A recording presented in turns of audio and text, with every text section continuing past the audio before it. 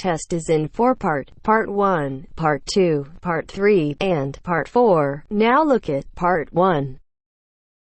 Part 1. You will hear a telephone conversation between a customer and an overseas shipping agent. First, you have some time to look at questions 1 to 8.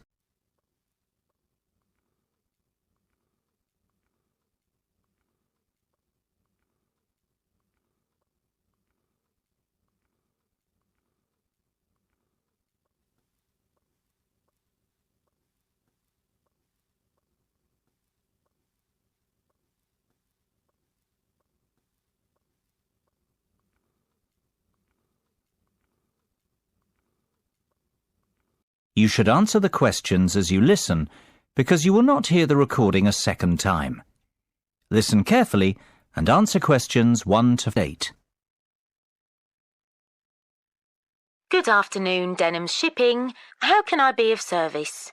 Well, I wish to inquire about sending a container of personal items from the UK to Ireland. No problem. Would you like me to give you an estimate of the cost? Yes, please. Well, first of all, may I take your details? Of course. My name's Tim Lafferty. Could you spell your surname for me, please, Tim? Yes, it's Lafferty. Lafferty. Thank you, Tim. Now, where would you like us to pick your container up from? My university, if possible. OK. Let me make a note of the address. It's Abbeyfield University. Is that Abbeyfield?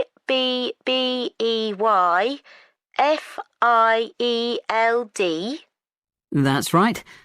Park Street, Brighton. Perfect. And may I take down your postcode too? It's BR8 9P3. Great. Thank you, Tim. Have you the container's measurements? I do. It's approximately 2.5 metres long by 1.25 metres wide. I see. Quite a big one then. Indeed. And the height? I make it 1.20 metres deep.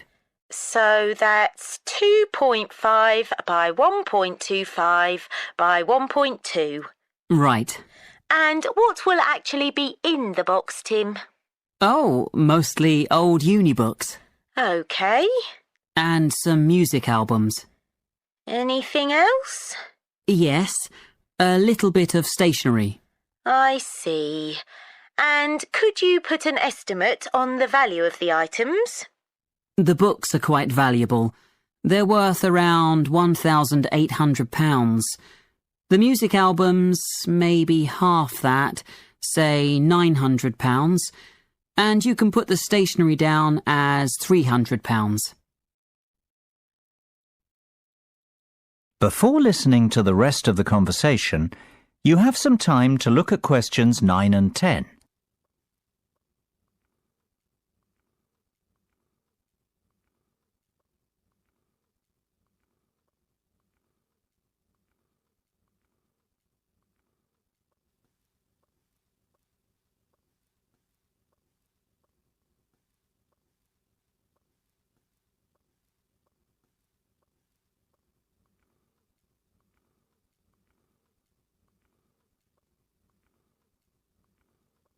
Now listen and answer questions 9 and 10.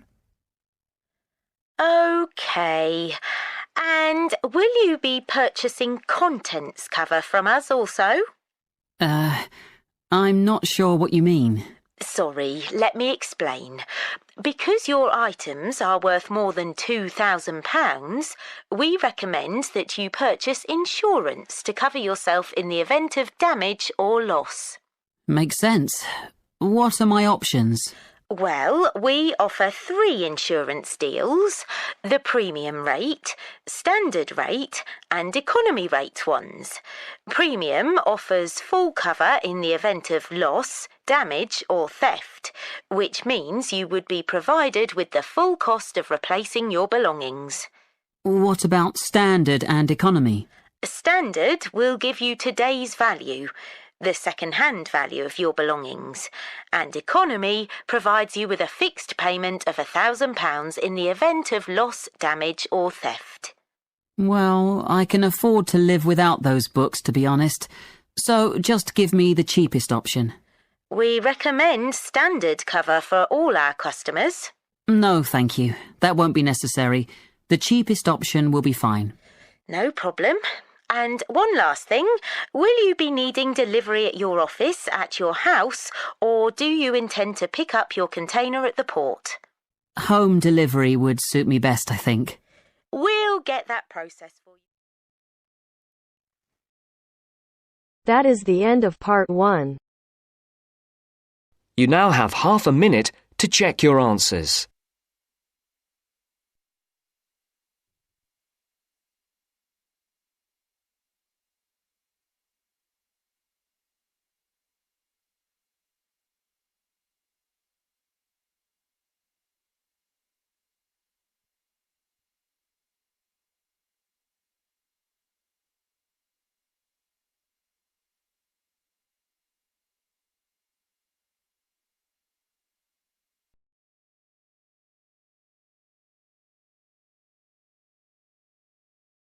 Now turns to part 2. Part 2. You will hear a discussion between 3 people in a university tutorial. In the first part of the discussion, they're talking about city traffic and the motor car. First, look at questions 11 to 14.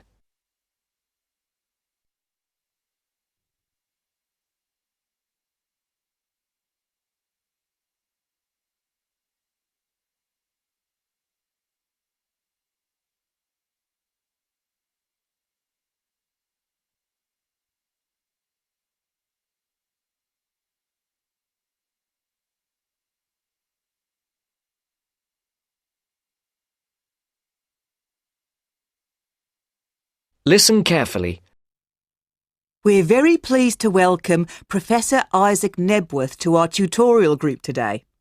And he's come to share one of his pet passions with us, city traffic and our Western dependence on the motor car.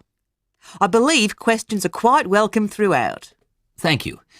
Well, I know you're all very familiar with the superhighway here in Melbourne.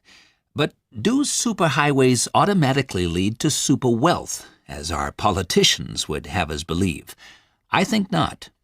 Can you give us an example of what you mean exactly? Sure. Well, by continuing to encourage this dependence on the motor car, we simply create more congestion and more urban sprawl. And you can see that here in Melbourne, right under your nose. Excuse me, I would just like to say that I feel the sprawl is part of the city. The freeways mean people can enjoy the benefits of living away from the centre on larger blocks with gardens, but still be able to drive back into the city centre for work or entertainment. Well, I'm not convinced that people want to do that. And is our money being well spent? It may be okay for you now, but come back to me in 5 years' time. Let's take CityLink, for example, the new freeway here in Melbourne. Well, I use the freeway all the time. I think it's great. Ah, yes, but it cost $2 billion to build, and you could have gotten 10 times the value by putting the money into public transport. If you give the automobile road space, it will fill that space, and you'll soon find you'll be crawling along your CityLink. But surely you cannot simply blame the car. Some of the blame must rest with governments and city planners. Well, there is an argument, surely, that building good roads is actually beneficial because most new cars these days are highly efficient. They use far less petrol than in the past, and emissions of dangerous gases are low. Old, congested roads, on the other hand, encourage traffic to move slowly, and it's the stationary cars that cause the pollution and smog, whereas good roads increase traffic speeds and thus the amount of time cars are actually on the roads. Well, this is the old argument put forward by the road lobby, but for me it's clear-cut. Roads equal cars, which equal smog. Public transport is the way to go. In the second part of the discussion, the professor talks about public transport in different cities. Before the broadcast continues, look at questions 15 to 20.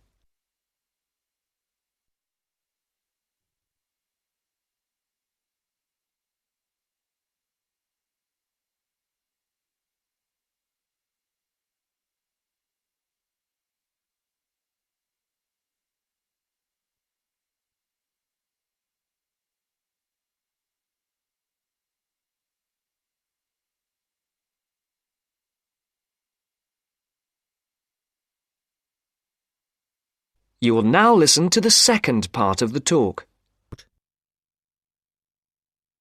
Now, on that topic of public transport, I read somewhere recently that Australia isn't doing too badly in the challenge to increase the use of public transport. Better than America, granted. But by comparison with Canada, it's not so good. For instance, if you compare Toronto with the U.S. metropolis of Detroit, only 160 kilometers away, in Detroit, only 1% of passenger travel is by public transport, whereas in Toronto it's 24%, which is considerably better than Sydney, which can only boast 16%. Well, I think it's encouraging that our least car-dependent city is actually our largest city. 16% of trips being taken on public transport in Sydney isn't too bad. But it's a long way behind Europe. Take both London and Paris, for instance, where 30% of all trips taken are on public transport. Well, they do both have an excellent underground system. And Frankfurt comes in higher still at 32%. I understand that they've been very successful in Copenhagen at ridding the city of the car. Can you tell us anything about that experiment? Yes, indeed. Copenhagen is a wonderful example of a city that has learned to live without the motor car. Back in the 1960s, they adopted a number of policies designed to draw people back into the city. For instance, they paid musicians and artists to perform in the streets. They also built cycle lanes, and now 30% of the inhabitants of Copenhagen use a bicycle to go to work. Sydney, by comparison, can only boast 1% of the population cycling to work. It could have something to do with all the hills. Then they banned cars from many parts of the city, and every year 3% of the city parking is removed. And by constantly reducing parking, they've created public spaces and clean air. Really? There are also freely available bicycles, which you can hire for practically nothing. And, of course, they have an excellent public transport system. Well, that's all very well for Copenhagen, but I'd just like to say that some cities are just too large for a decent public transport system to work well, particularly in areas with low population. Because if there aren't many people using the service, then they don't schedule enough buses or trains for that route. I accept that there's a vicious circle here, but people do need to support the system. And secondly, the whole process takes so long because usually you have to change. You know, from bus to train, that sort of thing. And that can be quite difficult. Ultimately, it's much easier to jump in your car. And often it turns out to be cheaper. Sure, but cheaper for whom? You or society? We have to work towards the ideal and not give in all the time because things are too difficult. Anyway, let's move on to some of the results of the survey, which I think you'll agree. That is the end of part 2. You now have half a minute to check your answers.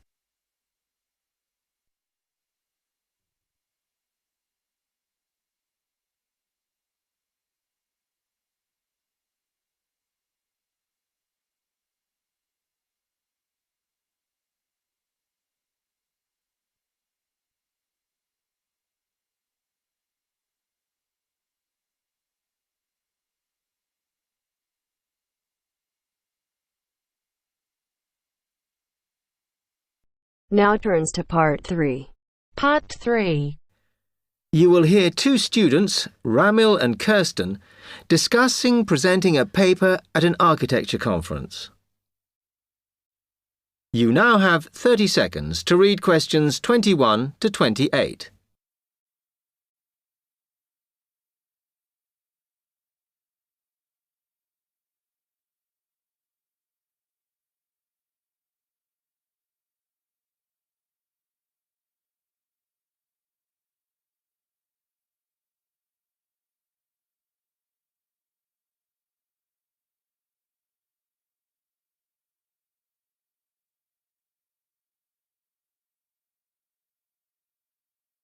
Hi, Kirsten. Have you heard about that architecture conference in Oxford at the end of the year? Yeah, I saw the leaflet on the notice board. As it's my final year, I ought to try giving a paper, but I've got no idea how to go about it. Oh, I think you should go for it. I did one last year. It's quite straightforward. First of all, you need to see what the conference themes are. You know, what topics they're covering. You can do that by looking it up on the website. You need to submit a paper that falls into one of the categories they give you. Oh, that may give me some ideas. Then, while you're doing that, you should also have a look at the information on how to submit your paper. The rules, if you like, such as the length. It's important you follow those. I see. And then I suppose the next stage is to start writing it up. I'd like to use it as an opportunity to propose some future work, but I understand it must be based on current work. Still, there's plenty to choose from. It makes sense to do something that I'm more familiar with. Yes, and the other thing is, when you've written it up, then go back and look at your data carefully and make certain that you've presented it in a format that is standard for your subject. Remember, people have to absorb information very quickly while they're listening. Don't make it too complicated. Okay, well, I reckon that'll take me about a month to get that sorted. Then the next thing I have to do, I guess, before I send it off to the conference organizer, is give the whole thing to the events officer so that he can look through it and see if it all makes sense and is okay. Yeah. Remember to warn him that it's en route so he can fit it into his schedule. Oh. Then you're done, really. All you have to do after that is to go through it and sort out any changes you need to make. Then finally, you can submit it. You can do that online. Phew, good. Then I just wait to hear, I suppose. How long does that take? It depends, but usually about 6 weeks. Oh. When you hear if your paper has been accepted, then at that stage, it's worth giving them a list of any technical things you need when you actually give the talk. A screen or video players or that sort of thing. Okay, but that's a long way off. And I know that if my paper is accepted, then at that stage, I have to give them a short text about myself and my academic background so that they can put it in the brochure. Famous at last. Yeah. You now have 15 seconds to read questions 29 to 30.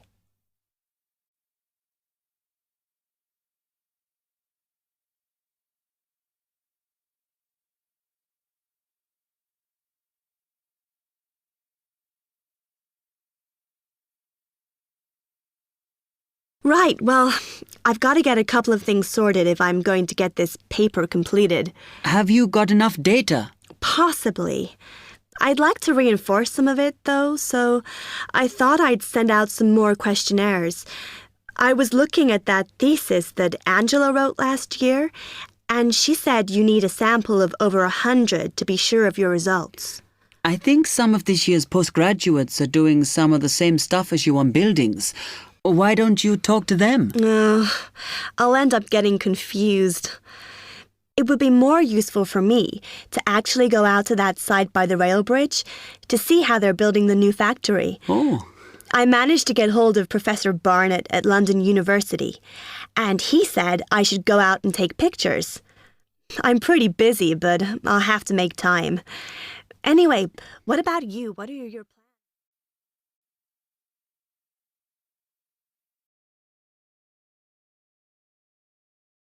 That is the end of part 3. You now have half a minute to check your answers.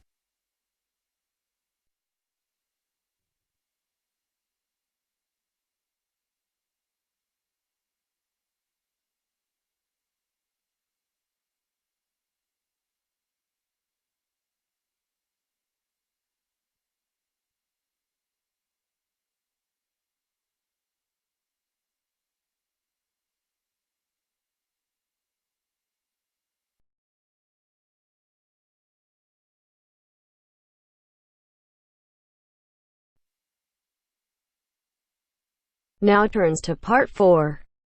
Part 4. A second session on interview skills. First, you have some time to look at questions 31 to 40.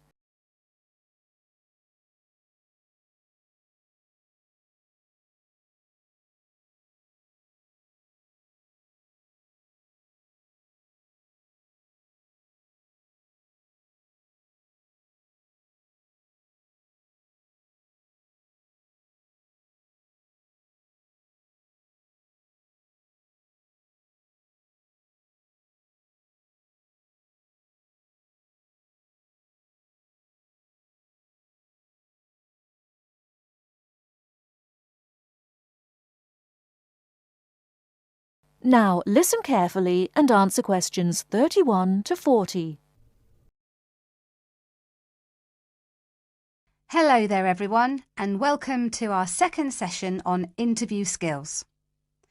Now we have already looked at what to say in the interview and what to wear.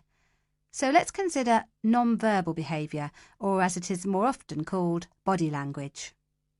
Believe it or not, research has shown that this is what makes the strongest impression on people we meet. Frequent eye contact is one aspect of body language which goes down very well with interviewers and creates a good impression. Looking at people means that you're sure of yourself and confident.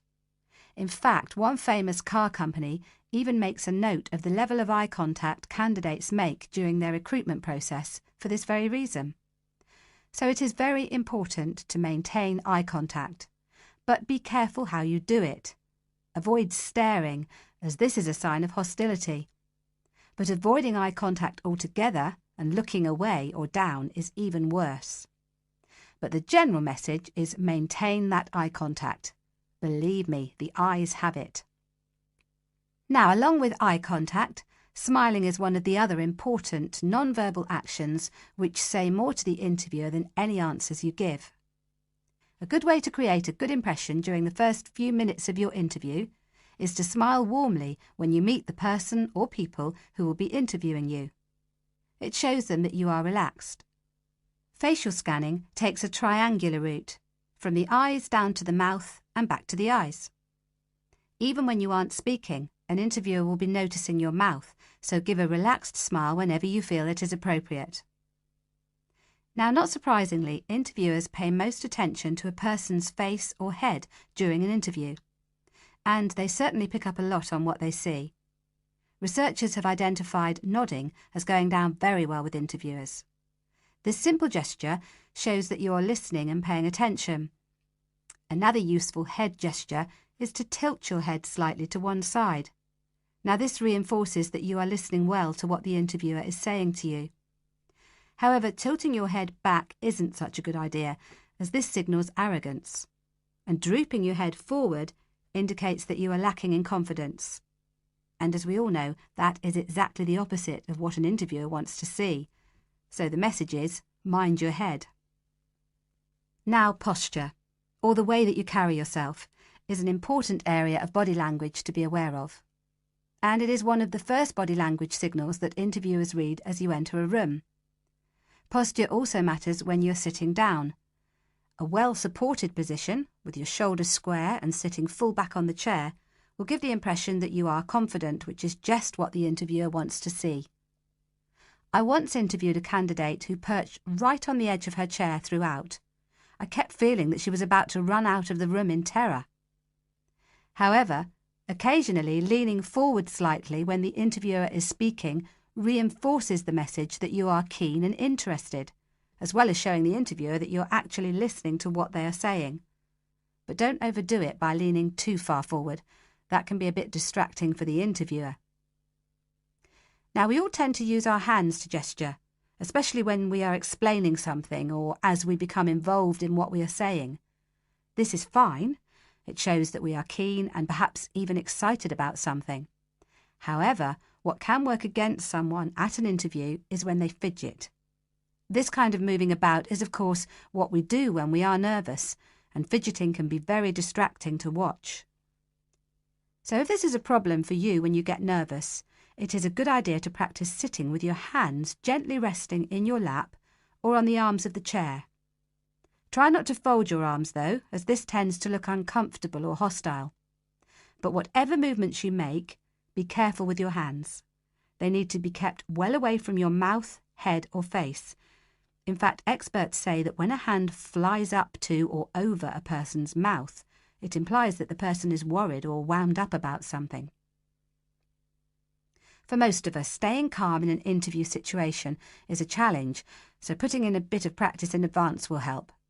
So, to end with, here are a couple of suggestions on how to improve our body language. A good idea is to choose a role model, such as an actor or fictional character, or a public figure or someone you know. Then sit calmly and imagine that you are this person. Now, other countries have different body language signals. So remember that if you are being interviewed abroad, you may want to check if there are any special gestures to avoid. It's also a good idea to get used to reading body language signals. You can do this by simply watching how people interact in public places, such as on the streets or in restaurants. And finally, when people have struck up a rapport, it is reflected through the natural mirroring of each other's body language movements. So you can use this to your advantage by occasionally mirroring the interviewer's own movements. For example, if they lean over to one side, you can do the same a few seconds later. It helps to create a special effect known as similar to me. But don't do it too often or the interviewer will notice. Now, any questions before we move on to interview listening skills? That is the end of part 4. You now have half a minute to check your answers.